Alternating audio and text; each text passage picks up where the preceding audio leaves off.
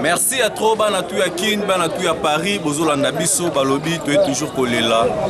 Maman na biso Charlène, bazali moko donc moi si quoi. Elle vient na biso le fombo webi kilo ya base ya mboko ya Congo. Ngakuna lobara ya mboko te mais Afrique mobimba. Boyebi travail nini ve à travailler na kati ya mboko yo même. Na surprise to retrouver moko ya ba grand cadre na kati ya mouvement ya Fally Ipupa o boyebi na kombo ya Gino. Via Zalia wa tokomeka mpe kobeta masolo et puis na profiter pe na makambo mosusu parce que boyebi bino moko bana mikili olingaka mingi René Abiri ayambela bino veut dire que ba moko ya bato bakangamaka na moko ba grand artiste africain ça la fierté à Afrique partout dans le monde. Fally Ipupa du Cap la merveille balobi ba salutation no père mwana bonjour. Bonjour. Bonne santé. Ouais, santé en tout cas, il y a bien, à part que dès qu'il y a la place à vous sécater, la place à vous combattre, parce que monsieur de maison, ça va merveille. Mais ici, je suis venu sortir le corps de ma mère. Quand je parle de ma mère en la biologique, donc ça veut dire Charlène, qui n'a pas capable pour moi, c'est à donner le film.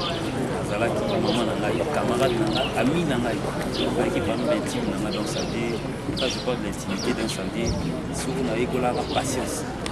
Un bon souvenir de ça. La patience, c'est ça qu'on a pendant la Delta Force. Pendant 8 ans, je suis resté parmi les bateaux un peu fidèles. Bien qu'après 8 ans, mais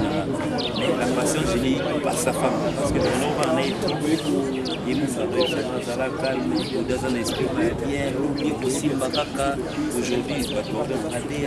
mais au moins, tu as une relation vraiment na éviter ceux qui veulent le fond banda ko juger on est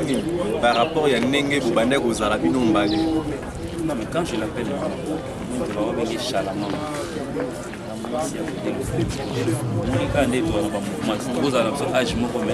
Moi président papa parce que moi président de Benina so de Benga président papa moi c'est président de Benina maman intimité na mes alaï maman na moi je suis plus âgé que elle mais maman na moi avec la sens voilà que non parce que il dans notre position est validée donc quand on voit là qu'il y a photo c'est elle tu vas nous répéter même chez la palais tu vas venir faire du bruit du boucan répétition dans comme l'obité il doit tomber mais c'est pour la répétition nécessairement ça ma résidence écoute ça c'est elle qui nous recevait à la maison on peut la quitter au mandat maman ya bio bani le monde en tout cas c'est une maman pour moi en tout cas je regrette vraiment pour la vanille là.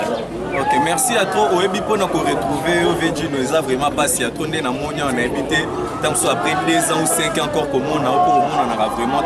na profiter peka kutuna parce que ça moko ba grand artiste Oebi be makambo kweza koleka parmi ba artistes na kati ya République démocratique du Congo étant moko ya bato kumeli na kati ya makambo ya musique na 5e génération outi koleka na 2016 awa na habité sur koloba nini par rapport ya ba artiste oyo ba travailler bien na ba OP ba travailler vraiment bien te. En fait là c'est dit tu na maman il me dit le matanga de vous profiter c'est pas grave na mona na so benga na na direct même là la cuisine na to ça émission mais en fait le grand artiste en tout cas musique congolaise aujourd'hui comme pour répondre déjà secteur comment récupérer le territoire à Ndetolo ça bravo aujourd'hui aux artistes ils ont retrouvé récupérer ma belle le quoi bravo ngoto ko pesa lo kana banani net ici ba surprise basé belle to vana na bisoka ba to la mukana tongo to ya bona décembre pour que ce boga kina on a un succès mondial tout vous sentez biso to bana king to kota ba to ta ba TV to kota ba boîte to suka ba garçon moi même c'est ma polo so ba biso ça lipeka to comprendre oui bien kombo ni nani Robinho Robinho la kanisa ko lo ba Fabrigas avant mais Robinho c'est l'année 2016 oh année 2016 tout le monde Fabrikas a mis sur l'album Robinho moi je parle de Robinho